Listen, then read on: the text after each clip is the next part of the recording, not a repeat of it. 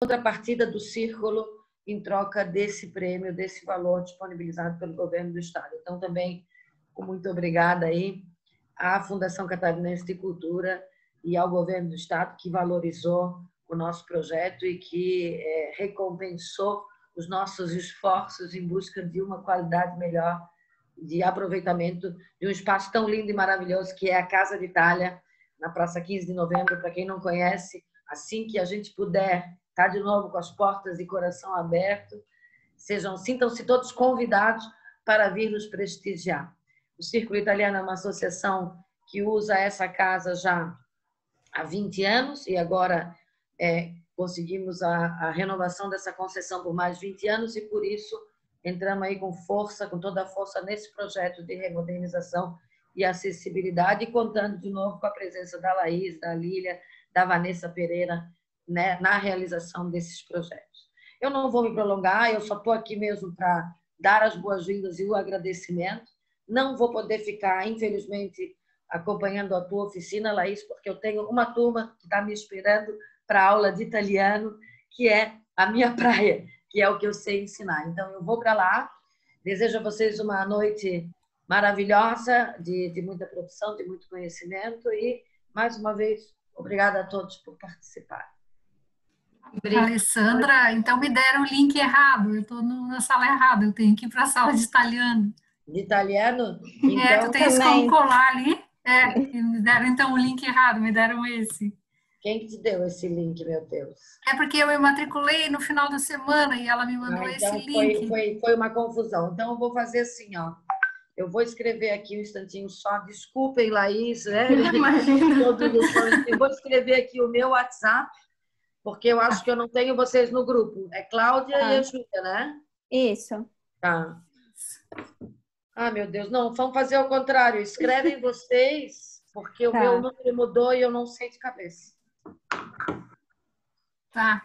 Tá, eu já mando o convite para vocês. Tá, mas o teu número, eu não tenho teu número também. Não, escreve aqui no bate-papo. Tá, o meu telefone, já né? mandou ali, ó. Tá.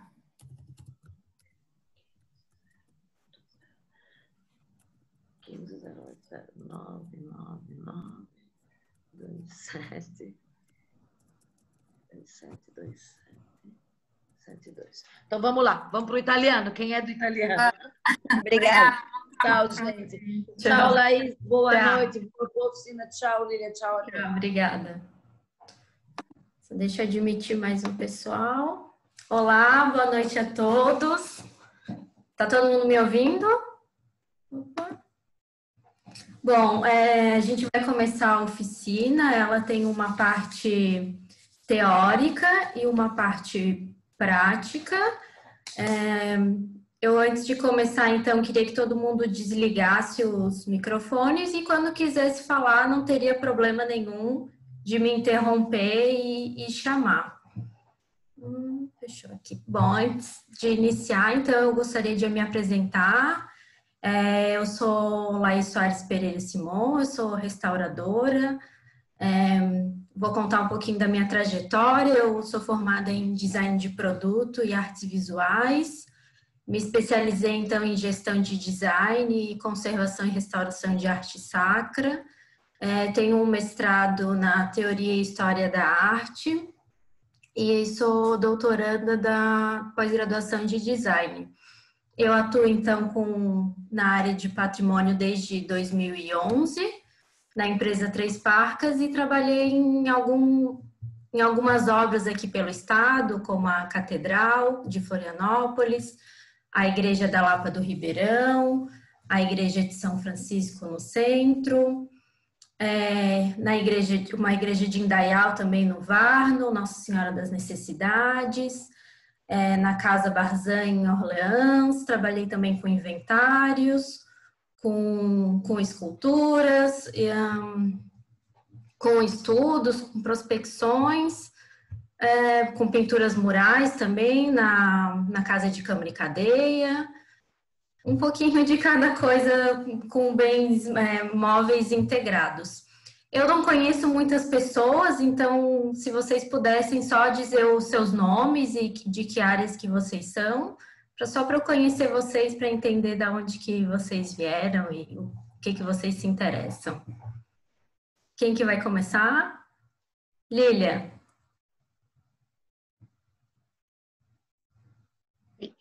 Eu sou arquiteta, eu e a Laís temos trabalhado em parceria, eu na área da arquitetura, ela na parte de pinturas, murais, geralmente, que é que tem essa complementação, né, com o trabalho de arquitetura, e eu tenho trabalhado há 40 anos que eu venho trabalhando com a restauração do patrimônio cultural, e lógico que sempre nós precisamos dessa interface com a parte da restauração de pinturas, geralmente de pinturas, né, das superfícies, das edificações. Então nós temos sempre, é muito bom que a gente compreenda isso para que esse trabalho em conjunto, né, esse trabalho multidisciplinar, ele se faça porque ele tem uma interação grande e é bem importante que uma parte compreenda a outra para que a gente possa fazer essa complementação da melhor forma possível. Tá? Obrigada. Obrigada, Lília. Mais alguém? Só o nome e de onde, não precisa falar muito. Os tímidos. Sou Betina. Tudo bom? Tudo bom, Thais? Prazer. Conheço a Lília, que é do projeto de restauro e ampliação do Museu Vitor Meirelles, onde eu trabalho hoje. Eu sou funcionária da Fiocruz, do Rio, cedida para o Museu Vitor Meirelles. A minha especialização toda, eu sou arquiteta urbanista, mas me encaminhei sempre para a área de pinturas murais. Eu sou restauradora de pinturas murais e professora nessa área, de azulejos também, e de pinturas murais. Fiz diversos trabalhos no Rio como consultora, porque, sendo funcionária pública, né, eu sempre atuava como consultora em obras de igreja, restaurando pinturas murais. E aqui em Florianópolis eu estou como arquiteta do Museu Vitor Meirelles. Mas é uma área que eu tenho muita afinidade, que é pintura mural. Obrigada. Mais alguém? Meu nome é Débora, eu sou de Gaspar e sou artista plástica, trabalho na área de pintura, né? Já executei uma pintura mural, sou professora de artes também e sempre me interessou muito o assunto sobre restauração, né? Ok, obrigada. Muriel vai falar, então, só pelo chat, sem problemas.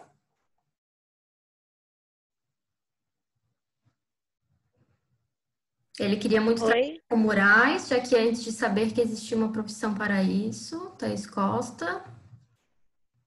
Mais alguém? Oi, boa noite. Olá, boa noite. Eu sou de Floripa, sou graduanda em artes visuais e eu estagio na área há 4 anos já de conservação e restauro. Trabalhei na igreja São Francisco de Chagas, com a Laís. E também agora eu sou estagiária do ATCO, do Ateliê de Conservação e Restauro, que fica lá no SIC. E eu pretendo seguir a área de restauração e mestrado, ou talvez um outro curso. Pelo nome não te reconheci. Oi, boa noite a todos. O meu nome é Elisa. Eu já fui colega da Laís nas artes, né, Laís? Eu vim aqui prestigiar, sou uma entusiasta do tema, apesar de não trabalhar com isso. Atualmente eu faço mestrado em artes na área de processos artísticos contemporâneos. E é isso. Obrigada, Elisa. A Elisa está em todas as minhas apresentações. Mais alguém quer falar um pouquinho? Não? Posso começar? Então, vou começar, pessoal. Então, são um público, então, de arquitetos, artistas visuais.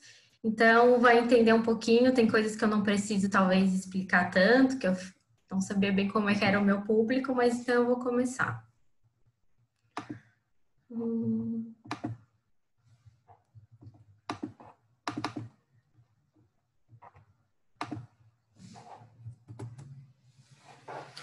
Bom, para essa parte, então,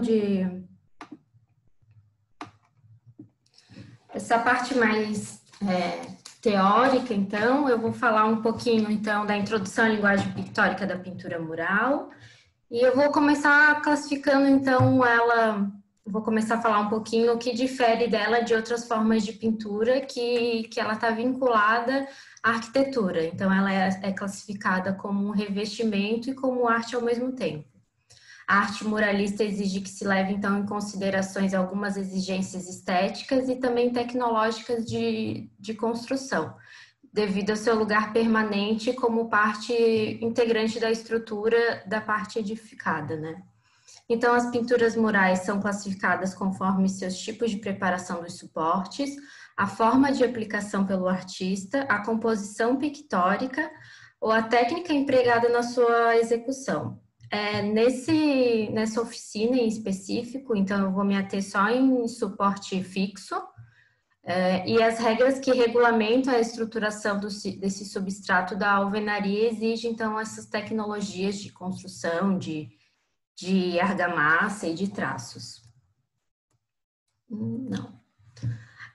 Então, a primeira etapa do trabalho muralista consiste na regularização do suporte, em que a parede é completamente recoberta por uma camada grossa de massa chamada de emboço, que constitui, então, esse primeiro extrato do sistema de massas preparatórias. Sobre o emboço, então, fazendo parte desse sistema preparatório, está o reboco e uma massa de acabamento.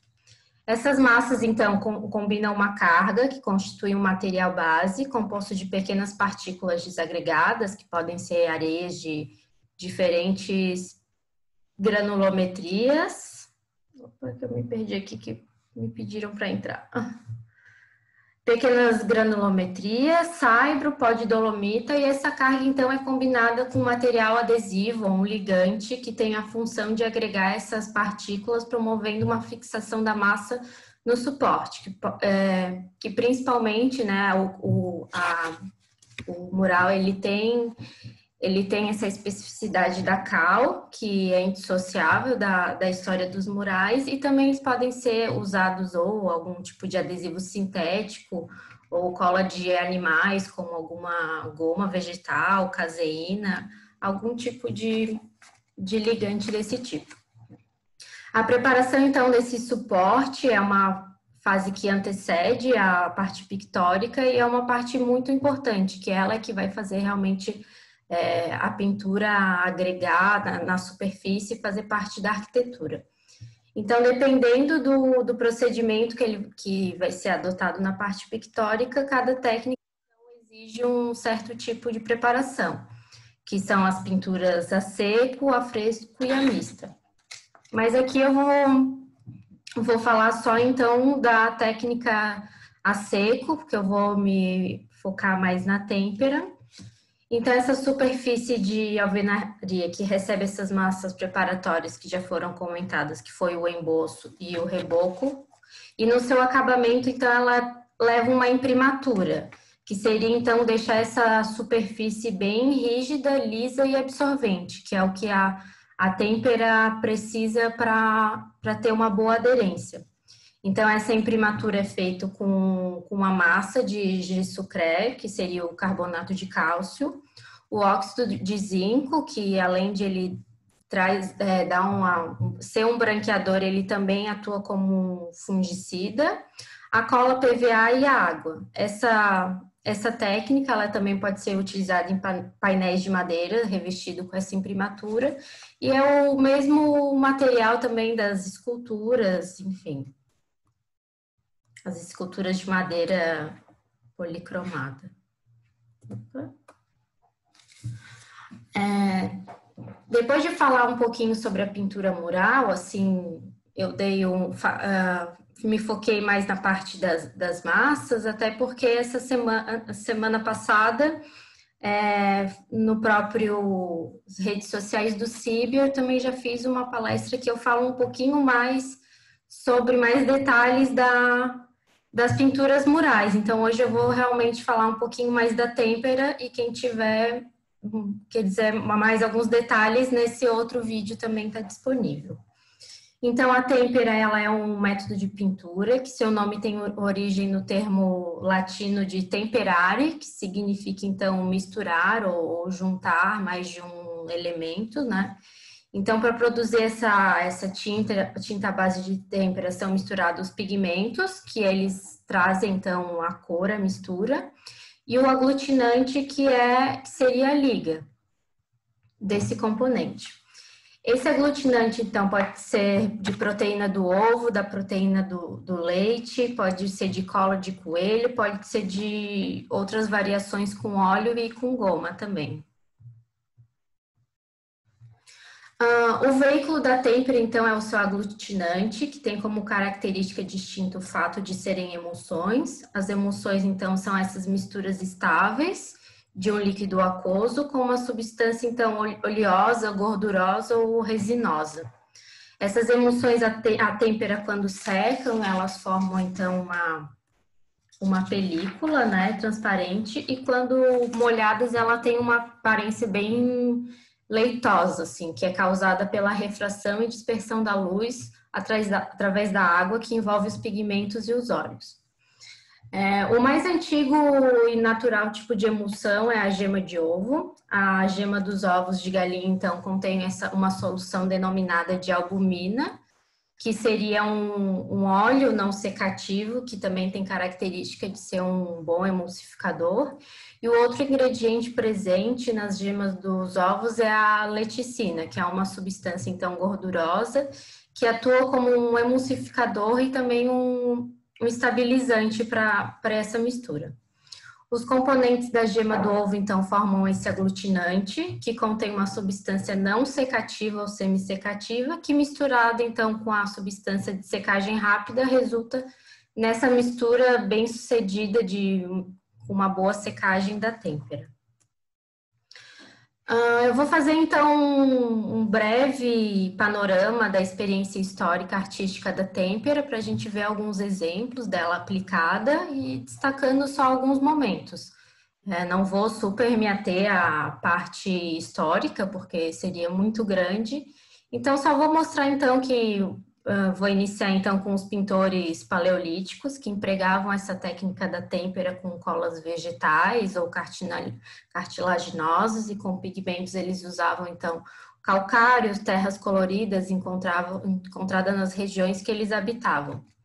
Então, essa têmpera paleolítica marcaram o descobrimento das tintas como veículo de expressão e de uma nova linguagem também. As civilizações antigas mesopotâmicas, egípcias, chinesas, persas também utilizaram essa técnica, usando em pinturas murais, em papiros e miniaturas, eles usavam em outros suportes também.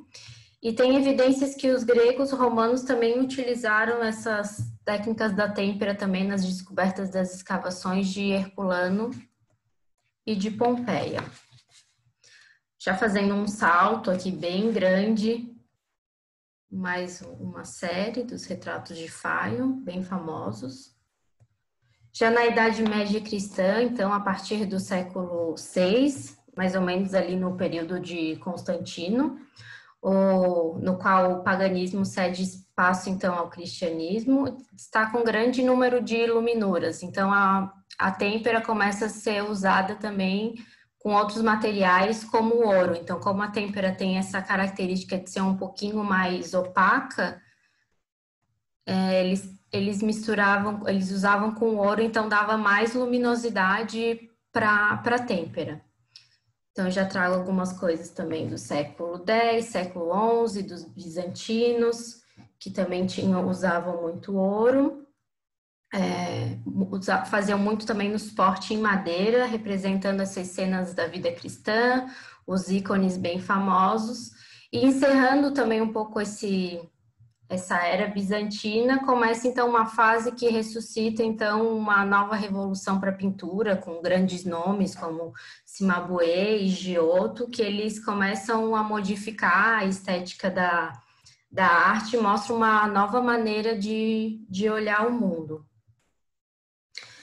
Outros influenciadores também, tanto na arte como na utilização da têmpera, então eu trago o frangélico, que surge também ainda com esse elo bem da arte cristã, tradicional medieval, mas que já traz uma cultura mais humanista que vai emergindo em outros ícones também, como o italiano Botticelli.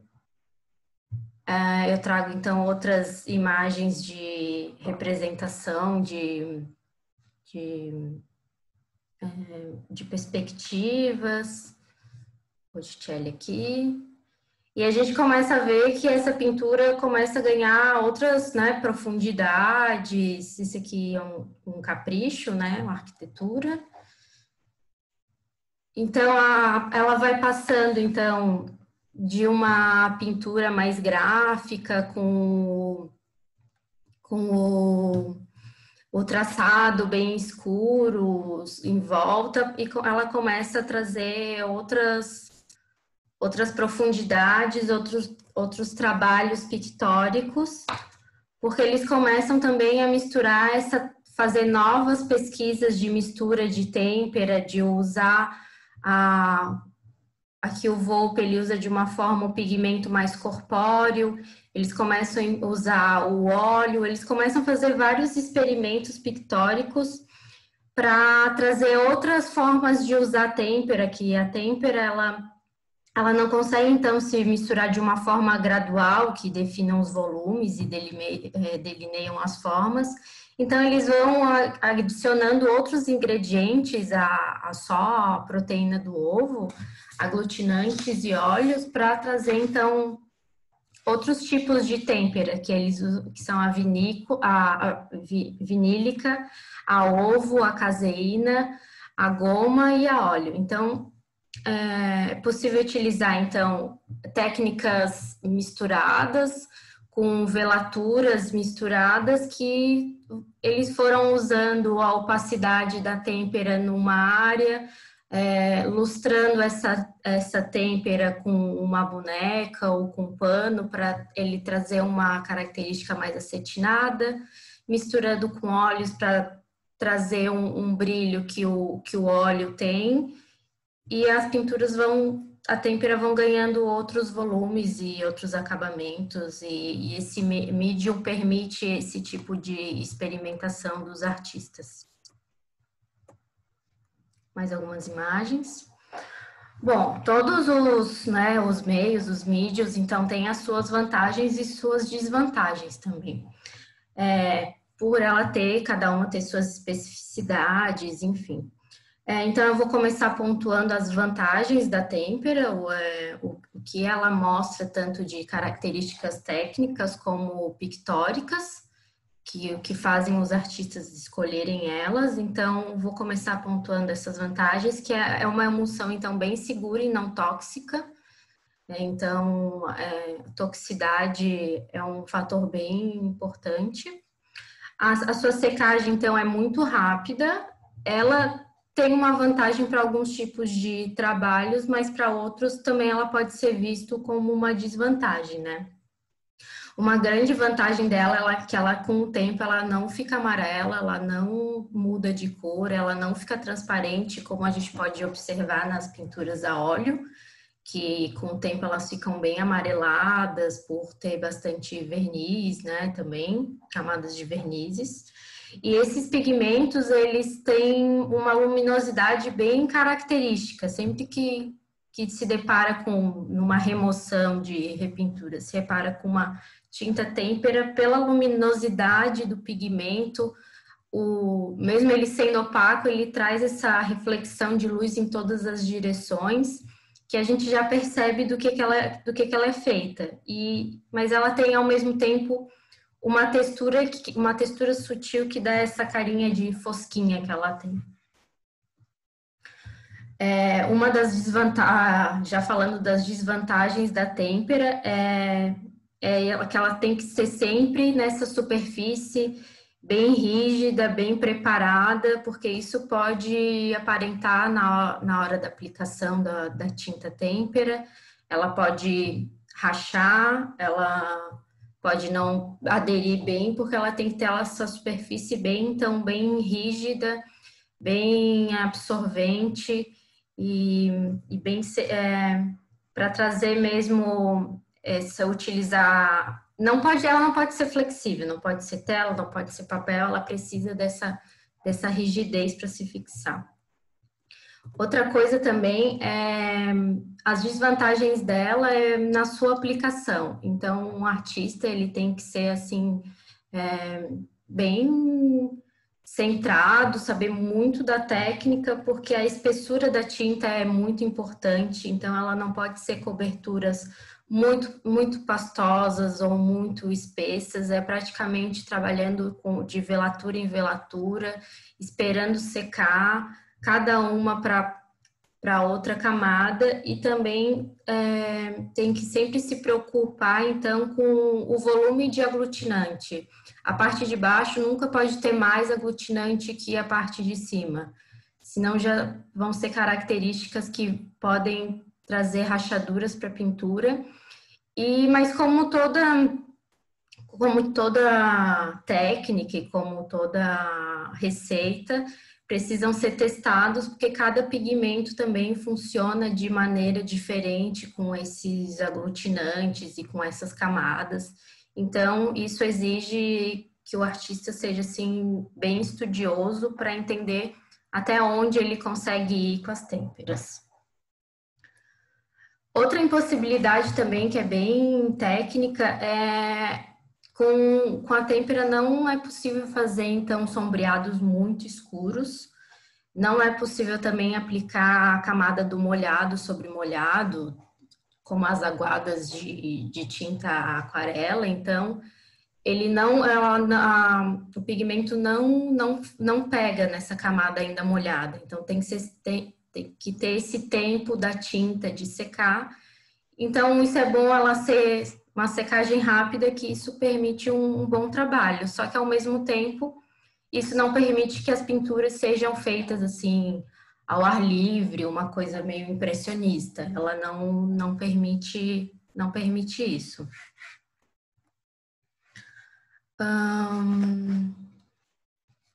Bom, agora eu vou então entrar, depois de fazer falar um pouquinho, mostrar um pouquinho o histórico dela, assim, algumas representações pictóricas, como que ela foi evoluindo dos ícones bizantinos para os grandes pintores, como o Giotto, o Frangélico. Eu vou falar então um pouquinho das experimentações práticas, então, indo um pouquinho introduzir a parte prática da oficina. E eu queria falar principalmente como a gente, no Brasil, os acervos assim, são bem problemáticos, e a gente tem muitas pesquisas sempre focado muito na parte arquitetônica. Então, falar um pouquinho como é importante, então, fazer referências a modo de fazer da prática manual da antiguidade. Então, trazer um pouquinho esses arquitetos super antigos que falavam um pouquinho da técnica artística relacionado assim com o fazer prático, que nos acervos a gente não encontra muito falando dos artistas que faziam essas pinturas murais, é sempre do arquiteto, do outro tipo de desenhista, mas nunca dos pintores.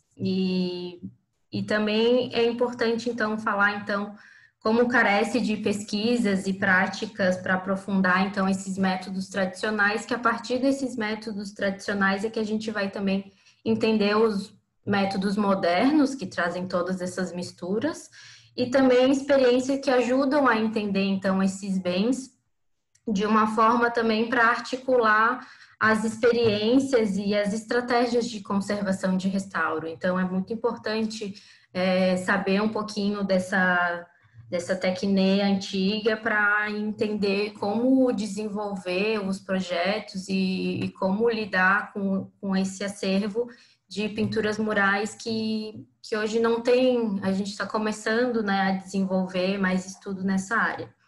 Então, eu destaco aqui também o Tratado de Arquitetura de Vitrúvio, que ele traz os preceitos técnicos que são revisitados, então, pelas obras de Cennini e de Vasari, principalmente o Cennini com o livro da arte. Ele é, então, um manual bem voltado ele fala do pintor para o pintor. Então, ao longo dos anos, ele transformou esse documento super completo, com técnicas e procedimentos artísticos voltados ali para a época do trecentista.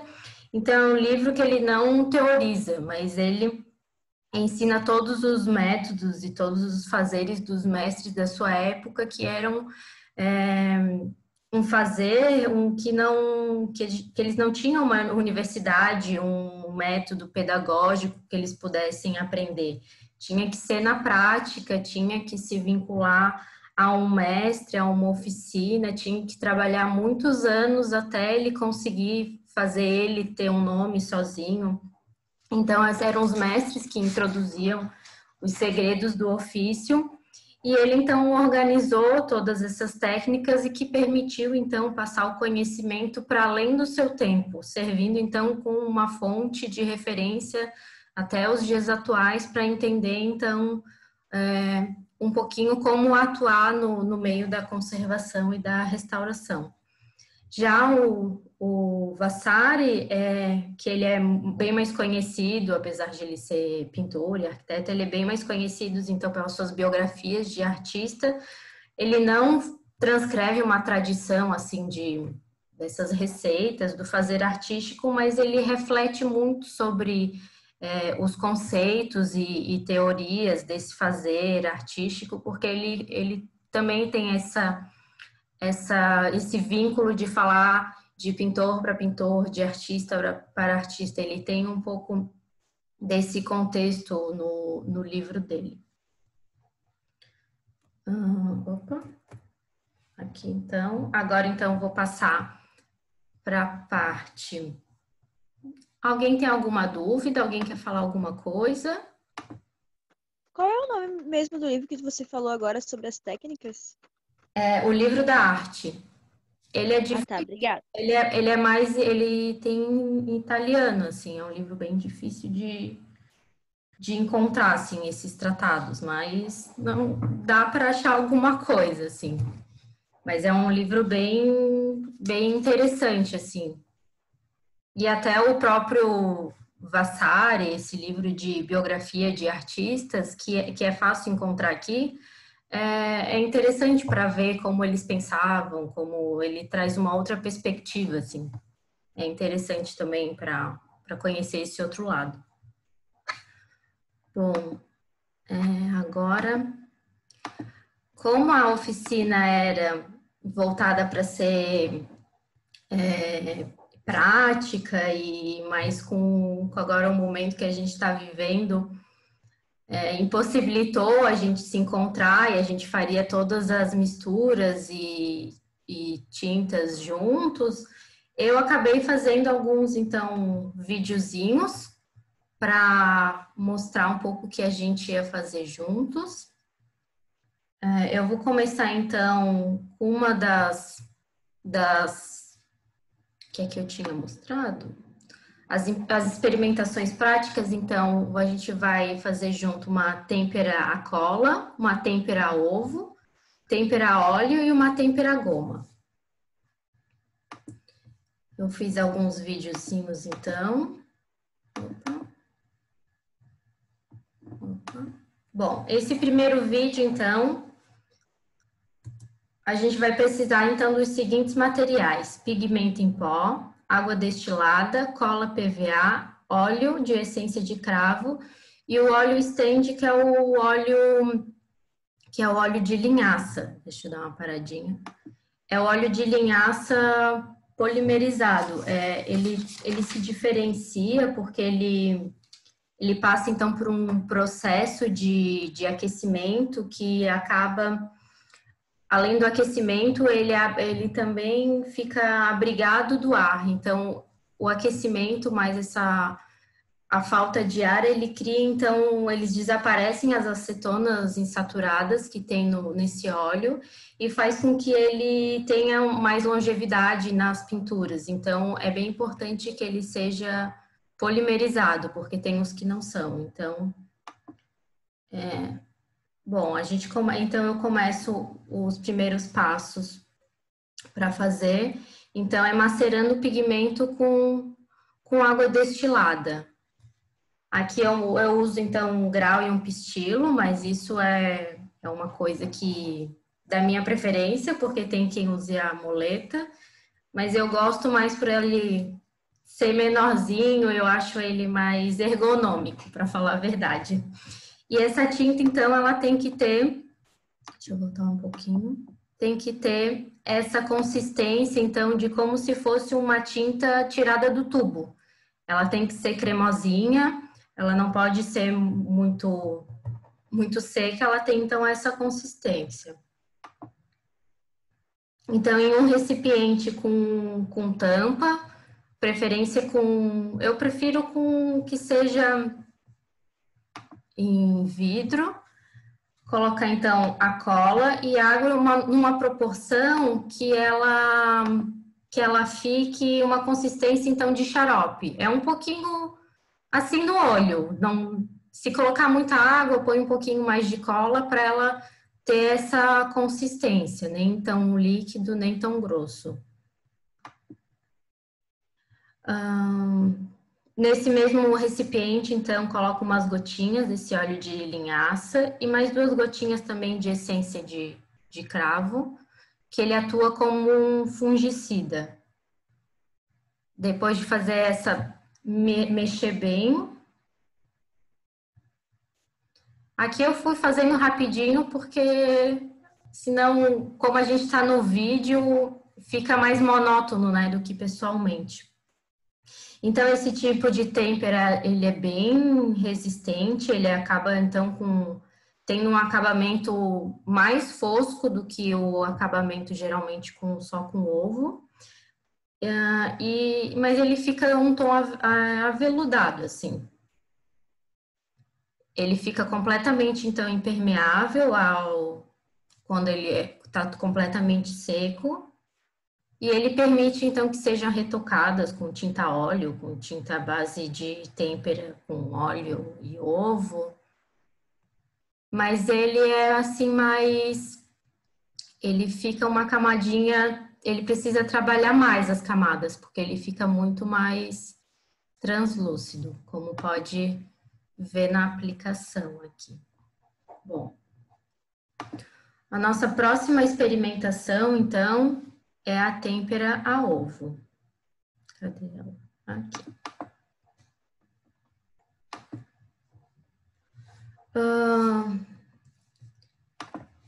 Eu vou deixar ele rodando aqui. Então, essa é uma técnica mais tradicional e tem como aglutinante a gema do ovo.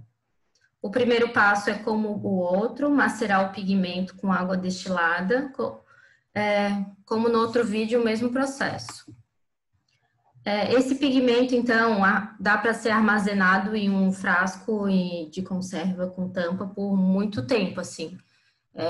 E quando ele ficar um pouquinho seco, é só botar novamente um pouquinho de água destilada.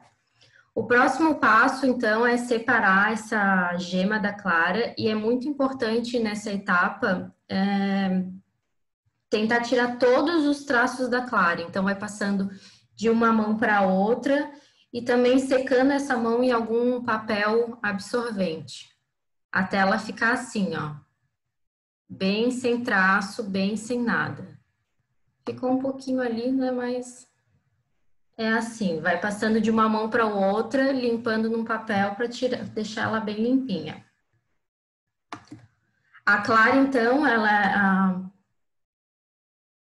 a clara, ela é praticamente só albumina pura e água, e a albumina, e nessa gema tem albumina suficiente, então, para trazer uma emulsão de têmpera bem equilibrada. Então, o próximo passo é a perfuração dessa gema, que ela tem uma película, e não é interessante na mistura dessa técnica específica, e tem. Então, furar ela, a gema, eu furo com a mão mesmo, mas com a ajuda de uma faquinha ou de um palitinho, fura essa gema e escorrendo ela num potinho, que é isso que a gente vai usar, então, para ser o nosso aglutinante dessa mistura. Ó, tá vendo essa pelezinha? A gente segura e só utiliza mesmo a gema. Como ela é uma mistura bem simples, a gente acrescenta então 2 gotinhas de essência de cravo como fungicida, para a tinta durar um pouquinho mais. Essas tintas não são legais botar na geladeira, que ela vai perdendo um pouquinho da característica dela de têmpera, mas elas duram não muito tempo, mais uns 3, 4 dias, bem fechadinha, ela dura. Para guardar esse pigmento, sempre medidas iguais, a mesma medida de gema, com a mesma medida de pigmento. Aqui eu fiz um pouquinho porque é um experimento, né? Mas dá para já guardar no potinho já junto. A cor amarelada da gema, quando misturada com pigmento, não altera a cor, não prejudica a cor. E quando a gente passa o pincel, dá para ver que ela tem uma boa maleabilidade, boa trabalhabilidade.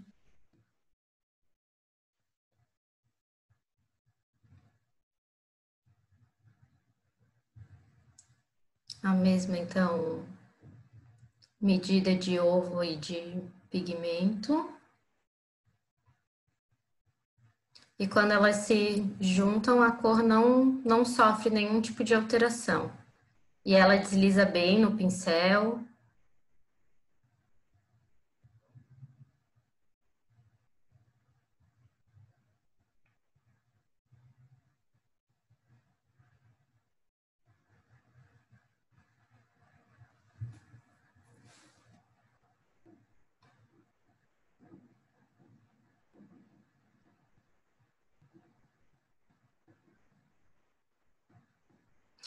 A gente pode ver que ela carrega muito mais carga do que a vinílica. A vinílica, ela tem esse perfil do filme, né? Do filme da cola.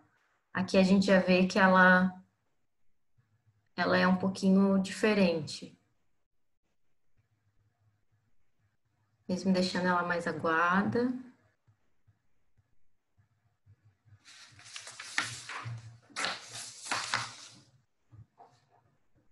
A nossa próxima experimentação, então, seria a têmpera de gema e de ovo e óleo.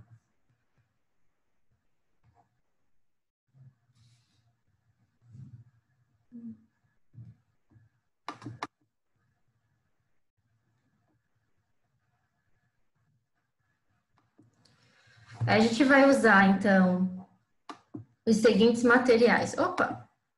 A gente vai usar os seguintes materiais nessa mistura. Pigmento em pó, água destilada, gema de ovo, óleo de linhaça polimerizado e verniz da mar. Depois, então, fazemos o mesmo processo de retirar todo o vestígio de traça de clara do ovo e após perfuramos a gema. É o mesmo procedimento da outra receita. Sempre segurando a pele em volta do ovo. Já para a receita dessa parte, foi utilizada, então, 3 partes da gema do ovo. Eu utilizei a mesma medida para todos os... Aqui o recipientezinho, né? 3 partes da gema do ovo. 1 parte e meia de água destilada.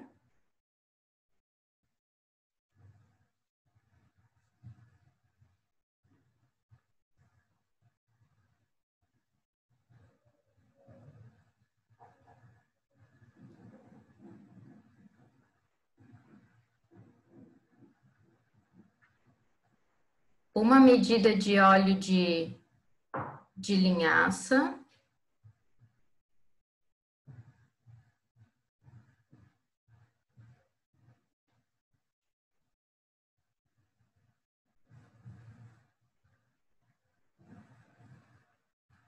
E essa mesma medida também, uma para o verniz da mar.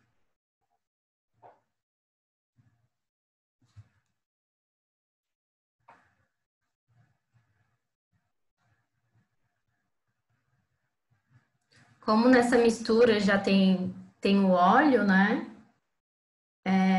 Uma parte é bem importante mexer bem essa mistura. O bom do potinho de vidro é que ele já ajuda, né, nesse processo. E se for uma mistura maior, também dá para fazer com um mixer. Dá para usar outras coisas. O potinho ajuda a mexer melhor. Bom, essa adição tem que estar bem. Essa adição do óleo ao ovo, ele modifica, então, as qualidades do ovo, mas ele também não perde todo o caráter da têmpera, né? O médium, então, ele começa a adquirir umas características da tinta óleo, e com isso ele torna-se mais fácil de manusear, de produzir efeito de camadas mais espessas, de empaste.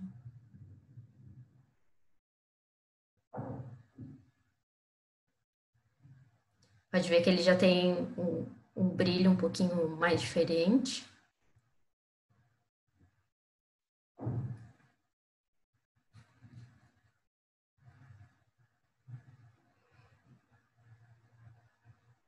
Mas são detalhes, assim, que vendo junto com o outro, ele nem, de longe, nem parece, né, que tem muita diferença. O nosso próximo experimento, então, essa mesma mistura, só que com o ovo inteiro.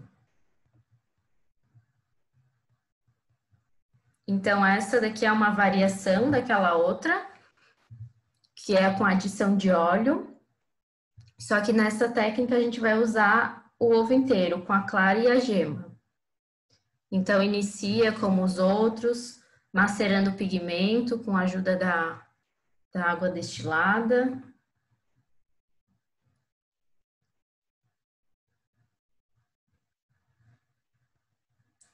É quase como começa fazendo uma omelete mesmo.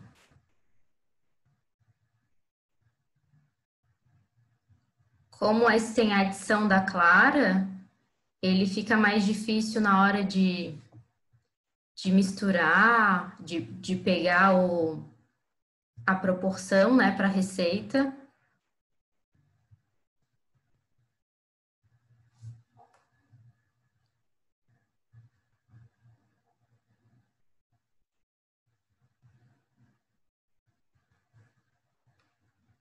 A medida é um pouquinho diferente da outra.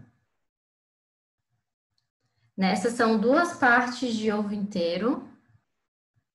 Como estava um pouquinho difícil de pegar, eu acabei botando 3 para complementar, mas são 2 medidas.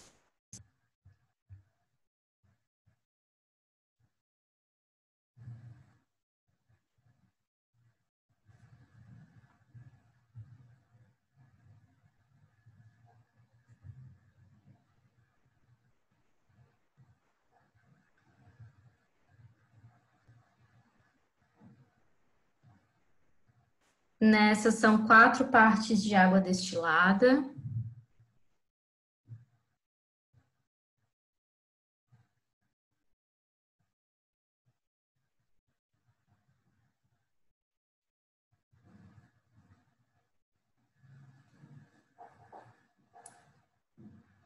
Uma parte, então, de óleo de linhaça polimerizado.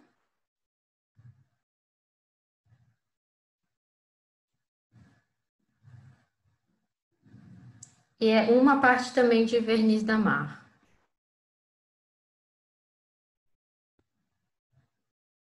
E depois mexer tudo. Essa técnica, por ser o ovo inteiro, tem muitas pessoas que fazem um furinho no ovo e misturam tudo ali, colocam os outros ingredientes, né? A água, o óleo e o verniz da Mar, e fazem a mistura no próprio ovo mesmo. É um outro método, né? Ela tem essa carinha mais leitosa, mais líquida.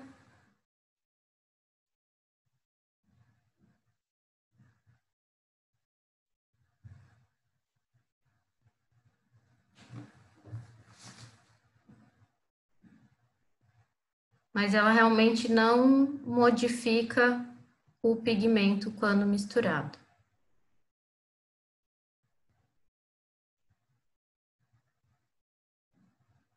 Todas elas são bem fáceis de trabalhar.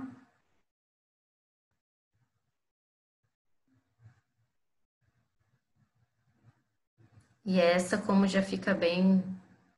Claro que cada pigmento trabalha de forma diferente, mas esse é um aglutinante mais forte, porque tem tanto a clara como a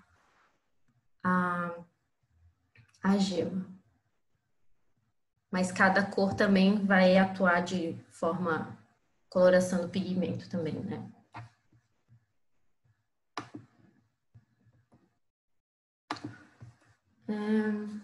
A nossa próxima experimentação, então, que seria a têmpera goma. Antes de iniciar ela, então, eu trouxe um relato que eu achei aqui. Um dos primeiros relatos que se tem desse processo da têmpera foi encontrado na obra do monge Teófilo, do século XII, que ensina esse processo de pintura à têmpera, usando como aglutinante a cola vegetal, e ele fala o seguinte: se você quiser acelerar seu trabalho, tome a cola ou goma que escorre da cerejeira ou ameixeira e, cortando-a em pequenas porções, coloque-as num vaso de barro, ponha bastante água, depois coloque-o ao sol, ou então, sendo inverno, sobre um fogo bem brando, até que a goma se liquefaça. Misture suavemente numa vasilha, coe um pano fino, peneire as cores, misturando-as com o líquido e pode aplicar a tinta. Então, essa técnica que ele descreveu se assemelha muito com essa técnica, então, que mistura a goma arábica, porém, ele fala da goma de cereja, que, na verdade, é um material muito mais autêntico e superior, mas também muito mais difícil de achar. Então, agora eu vou mostrar um pouquinho dessa técnica, dessa mistura. Então, com o potinho, a gente vai usar essa solução de goma arábica, que se faz, então, despejando, são 5 partes de... Vou parar um pouquinho. Para a gente pensar na proporção, porque, claro, eu fiz pouquinho, né? Mas a proporção para diluir essa goma é de 150 ml de água para 50 gramas de goma. Na receita, então, a gente vai usar 5 medidas dessa goma.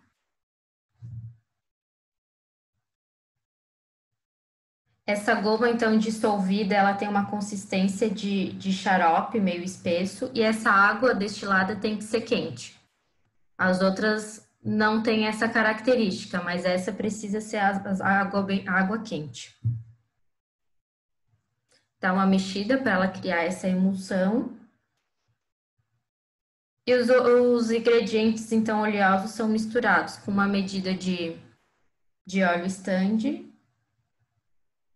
e uma medida de verniz da Mar. Aqui também a gente acrescenta, então, a glicerina líquida.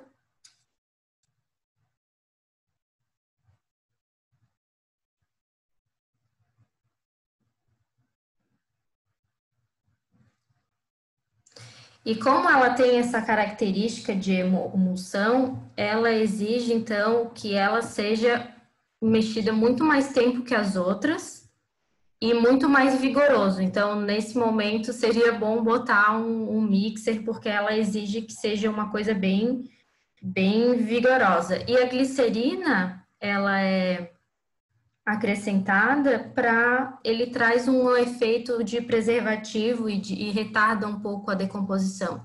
Então, ela dura muito mais comparado com gema de ovo, essa mistura, né? Então, o mesmo procedimento da maceração do pigmento.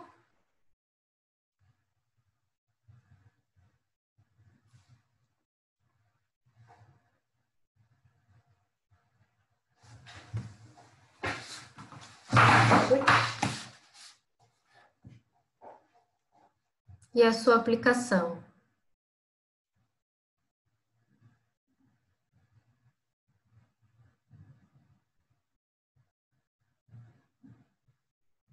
Ela já leva mais carga para o pincel, mais tinta.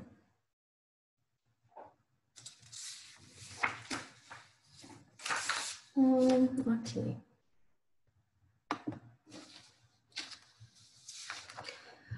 E falando um pouquinho dessas experimentações, além trazer essas técnicas, se pode pegar umas referências, eu usei como referências, que tem muitas receitas, que seria esse livro, não sei se todo mundo está vendo, que eu não estou me vendo agora. Opa. Ele é de uma associação na Suíça. O livro traz receitas, fala dos pigmentos. Eles trabalham com pigmentos naturais. Ele é bem didático.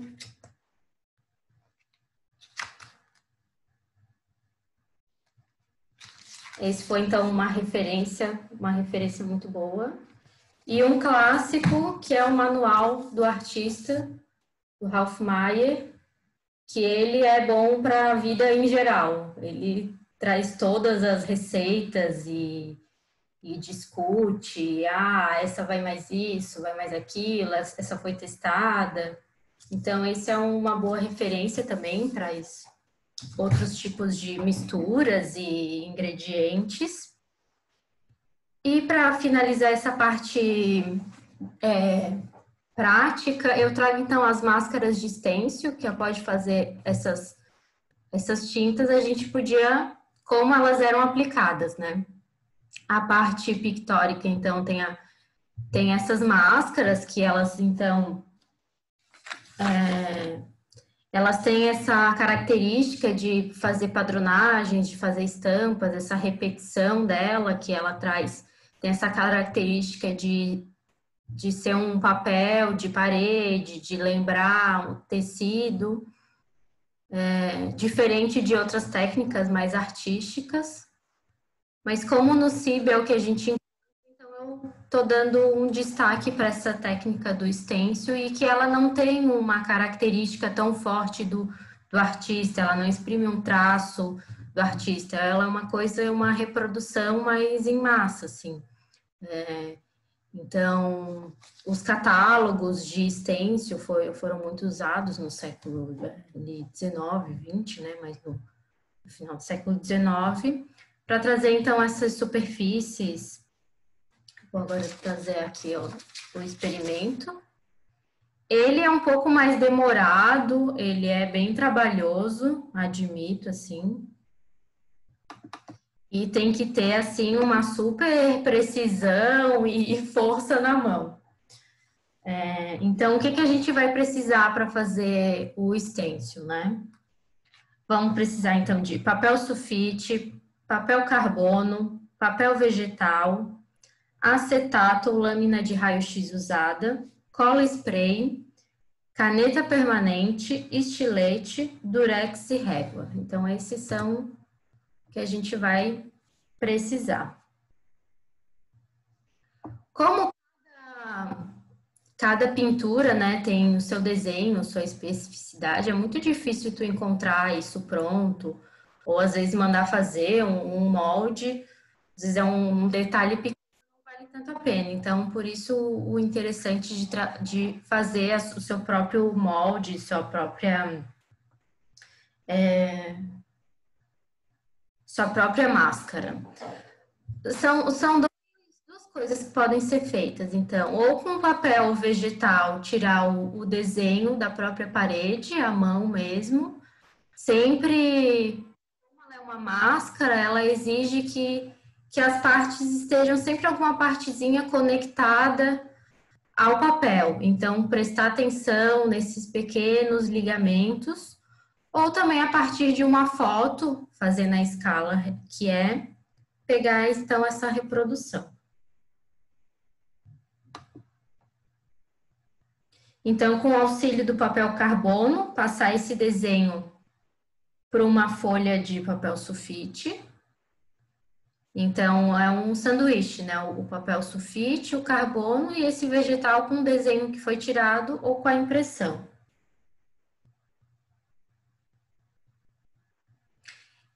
O primeiro exemplo que eu vou dar, então, é feito com o raio-x. E como o raio-x é escuro, esse desenho vai ser colado em cima dele. Eu gosto de usar a cola em spray. Ela tem duas, ela tem tanto a permanente como a cola e tira, né? A permanente tem que ter um pouquinho de cuidado para não colar os dedos. Mas é a cola que eu acho adequada para esse tipo de material. Com a ajuda do estilete, então, a gente vai fazendo todo o recorte do desenho, sempre tomando cuidado para não tirar as partes que conectam com a folha. Outros tipos de cola demoram para secar, não se aderem bem, e essa eu acho que é o melhor para esse trabalho. Para aplicar a tinta, então, nesse molde, nessa máscara, pode ser tanto um rolinho ou um pincel chanfrado. Vai depender também o que, né? Esse também eu gosto. O tipo de acabamento que vai dar na pintura. E o tipo de pincel e de cerda vai influenciar isso, né? É importante que a tinta não esteja muito diluída, porque ela pode atravessar mais do que deve ali no molde. Eu gosto muito desse batidinhas assim, para ir sempre aos pouquinhos.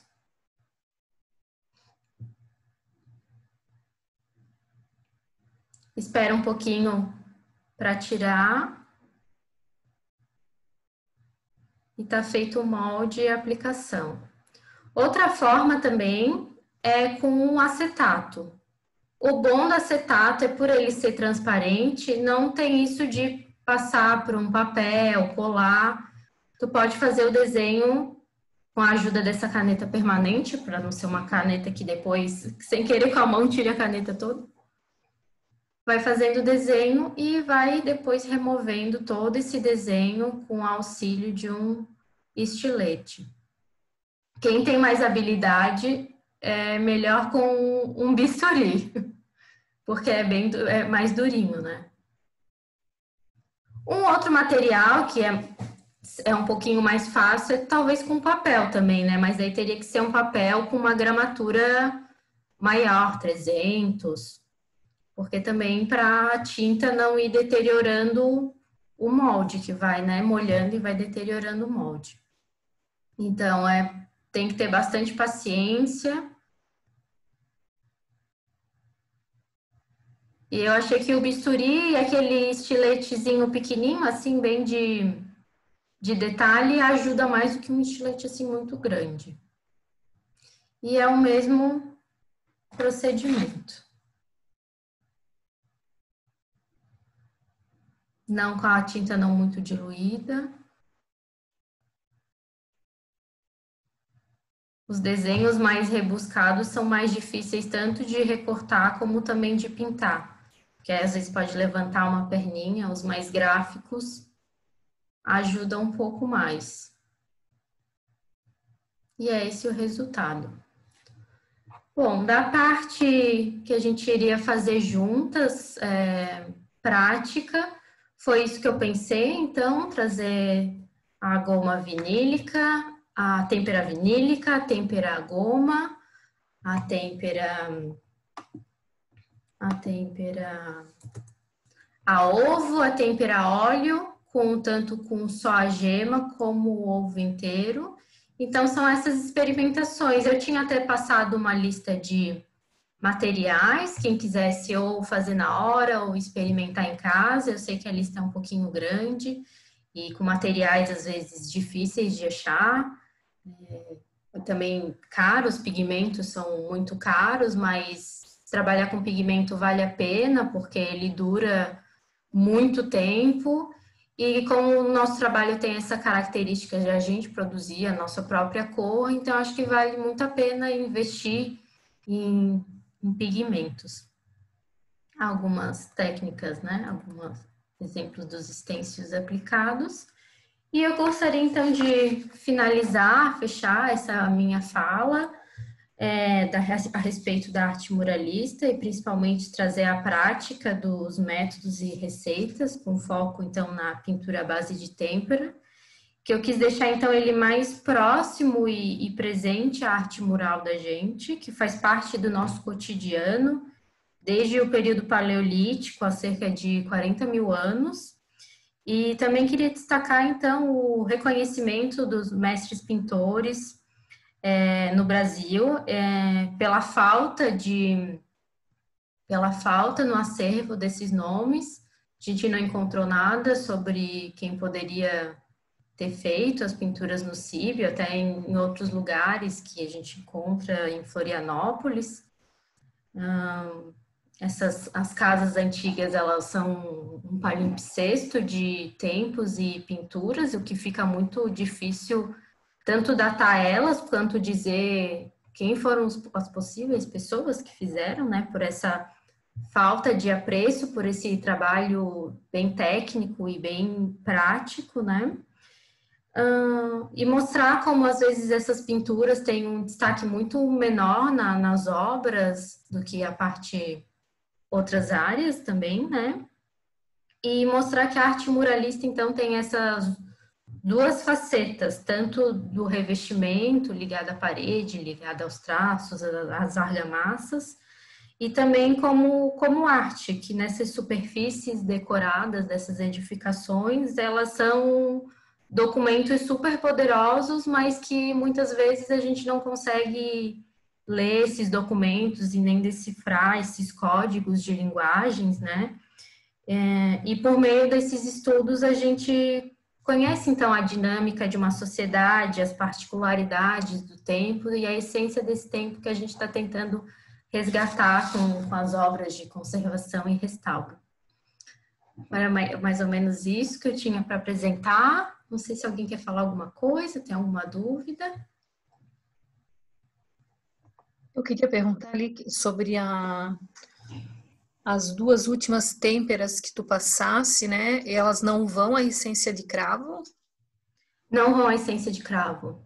Porque o óleo, ela já atua como se fosse esse fungicida, esse estabilizante. Então, eles não vão.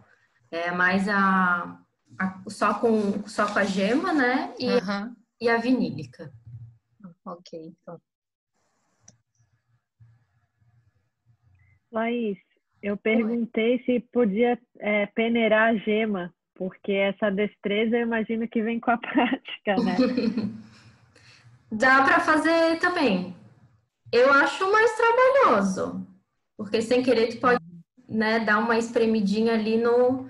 Mas eu acho que se tu tentar, tu vai ver que não é tão difícil. E como a gema gruda muito, né, na mão, não tem problema também, como há uma tinta que pode ir à água, né, quando a gente vai tanto no pigmento quanto fazer as velaturas, tu pode botar um pouquinho de água para tirar um pouquinho nessa gema, lavar, mas dá para passar também na peneira, não tem problema não. Ah, tá. Então, tu já me respondeu a minha outra pergunta que eu escrevi no chat. Para aguar a pintura, posso usar a água normal ou tem que ser sempre a água destilada? A água destilada é mais interessante. Melhor. Para manter a tinta conservar mais tempo, né? Ou tu pode fazer a água destilada, ela não é tão cara, vale a pena, assim, ela dura muito. Ou fazer uma água fervida, mas é interessante sempre trabalhar com esse tipo de material, porque isso vai trazer uma qualidade para tinta, para pintura e também para a questão de conservação também dela. Obrigada. Tu tem alguma sugestão de local para comprar o pigmento? Porque, por exemplo, aqui no Vale eu não encontro locais, né? Florianópolis talvez já tenha, né? Deve ter, né? E aí, se tu pudesse sugerir, assim, locais também que pudesse vender. Todos esses ingredientes, assim, é bem difícil achar em lojas. Então, realmente tem que ser sempre lojas virtuais, casa do restaurador. É sempre em São Paulo ou Curitiba. É bem difícil achar aqui mesmo no estado. Então, e assim, às vezes não tem aquele pigmento que a gente quer, vende só em grande quantidade, então tem que pesquisar bastante, assim. Mas geralmente procurar sempre os pigmentos italianos, são bons, Maimeri, pigmentos, os alemães têm muitos pigmentos bons também. A gente sempre tem que trabalhar com importado, que é o que tem essa qualidade melhor, assim, né? São o que a gente usa para o restauro mesmo, que tem esse lado mais técnico, mas não é tão para fazer em casa, assim, né?